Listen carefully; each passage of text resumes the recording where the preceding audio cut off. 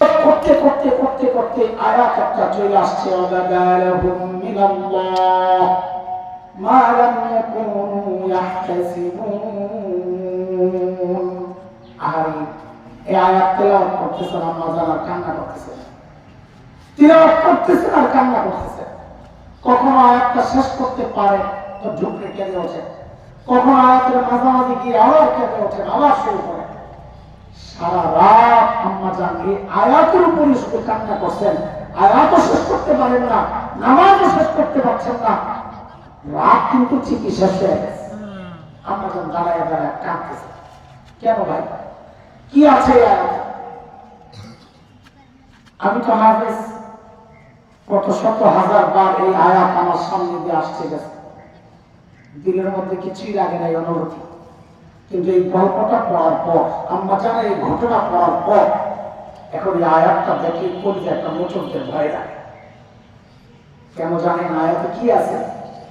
আল্লাহ তাআলা বলতেছেন ওয়াবাদালাহুম মিনাল্লাহ, হাসরের মাঠে কোন কোন বান্দার এমন পরিচয় আল্লাহর কাছ থেকে প্রকাশ পাবে মা লাম ইয়াকুনু ইয়াহতাসিবুন, যার কল্পনাও সে দুনিয়াতে করে না। এখন এই আয়াতটা আপনাদের কেন কাঁদতেছেন? আম্মাজান কাঁদতেছেন এই ভেবে, এই চিন্তা, আহারে দুনিয়ায় তো আমার পরিচয় আমি আবু বকরের কন্যা, দুনিয়ায় আমার পরিচয় আমি নবীজির স্ত্রী। হায় যদি না এমন হয়ে যায়, আশঙ্কা যদি না এমন হয়ে যায়, হাসরের মাঠে দাঁড়ায় দেখি আমার পরিচয় পাল্টায় গেছে, আমি এখন গুনাহগারদের সাথে, অপরাধীদের সাথে আল্লাহ আমার পার করে রাখছেন। হায় তখন আমি কি করবো, কি জবাব দেব?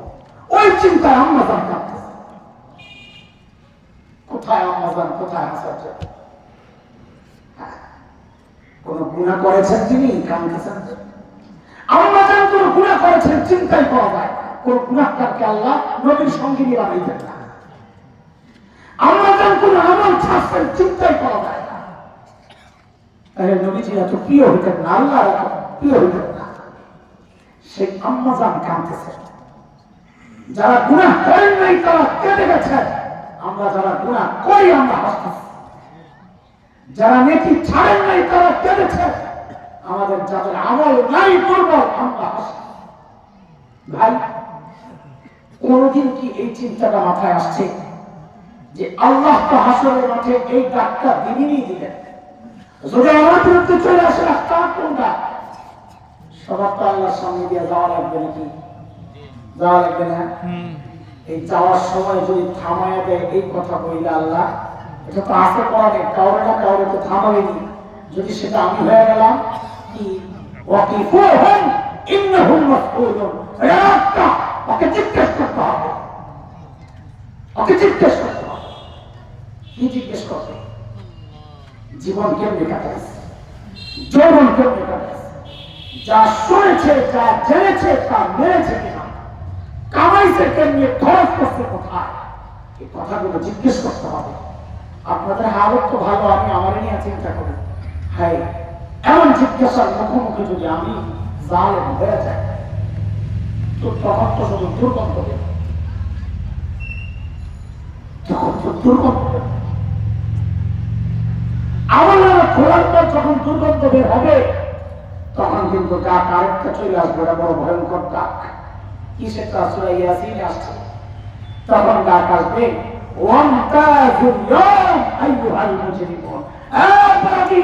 আজকে আমার নেককার বান্দাদের থেকে তুই আলাদা হয়ে যা। দুনিয়ায় আমার নেককার বান্দাদের সাথে ওঠা বসা করেছিস, আমি কিচ্ছু বলি নাই, একসাথে চলেছিস, কিচ্ছু বলি নাই, খাওয়া দাওয়া শোয়া ঘুমানো একসাথে হয়েছে, আমি কিচ্ছু বলি নাই। আজকে আমার নেককার বান্দাদের সাথে তুই থাকতে পারবি না, তোর গন্তব্য জান্নাতের দিকে, নেককার বান্দাদের গন্তব্য জান্নাতের দিকে।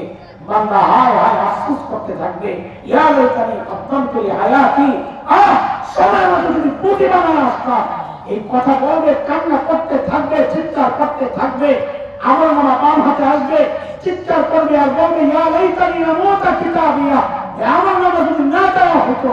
বান্দা তার চিৎকার করতে থাকবে, কিন্তু আল্লাহর পক্ষ থেকে ডাকটা চলে আসবে। আযাবের ফেরেশতাদেরকে আল্লাহ হুকুম করবেন খুযুহু ফাগুল্লুহু সুম্মা জাহিমা সাল্লু। এটা 10 বেরি বড় নিয়ে জাহান্নামে পালায়।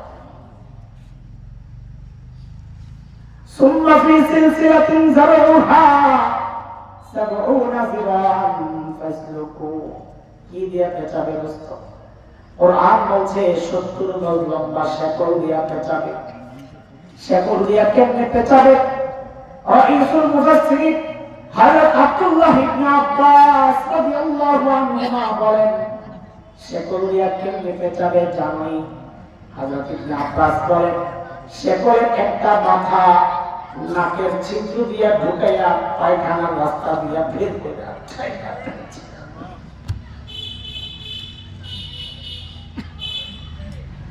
নিয়ে ফালাবে কোথায়? বিশাল প্রশস্ত কোন জায়গা না।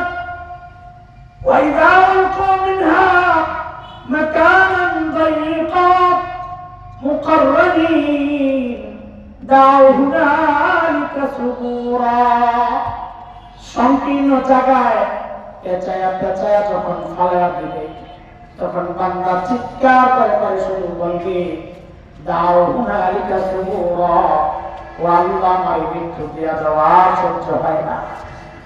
আল্লাহ দেখে বলবেন, লা তাদউ ইয়াওমা সুবুরান ওয়াহিদা ওয়া দাউ সুবুরান কাসীরা, মৃত্যু একবার কেন চাও? তুমি বারবার বেশি বেশি মৃত্যু চাও কেন? কারণ মৃত্যুর উপলক্ষ একবার আসবে না, বারবার আসবে। বারবার কান্না করতে হবে। বারবার কেন আসবে? ওই যে অন্য আয়াতে আল্লাহ সেটার জন্য ব্যাখ্যা দিয়ে দিয়েছে। অনেকের চিন্তা এমন হইতে পারে জাহান্নামের আগুনে ফলাতে তো চইলা শেষ হয়ে যাবো। আল্লাহ বলেন না, শেষ হবা না। কুল্লামা নাদিজাত জুলুদুহুম বাদদালনাহুম জুলুদান গায়রাহা লিয়াযুকুল আযাব। এক চামড়া পুড়ে গেছে, আল্লাহ বলেন কি আমি ওই জায়গায় নতুন চামড়া লাগাই আবার করবো। আবার পুড়ে গেছে, আবার নতুন চামড়া লাগাই।